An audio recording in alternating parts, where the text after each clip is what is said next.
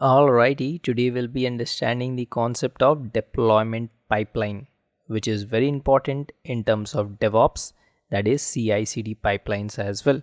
So let me explain you in a simple manner what is deployment pipeline is all about. So deployment pipeline, just imagine that you are baking a cake. You start by testing a new recipe. You develop a secret recipe, cake recipe in your home kitchen. This is the development stage we call, where we develop things, doing some kind of experiment which we like. Once we are happy with it, we'll try the cake recipe with our friends. This is known as the testing stage. In technical terms, it is known as user acceptance testing, UAT we call, right? Where here our friends will test or taste the cake if it is good.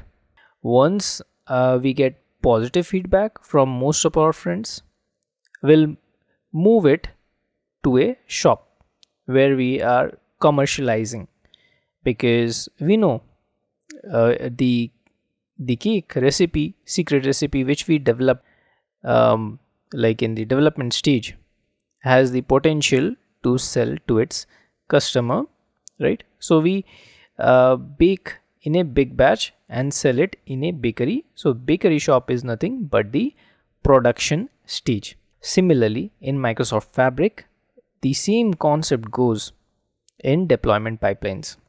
So in deployment pipelines, we basically move updates from development environment to test environment and finally to production environment, where they go live for the users.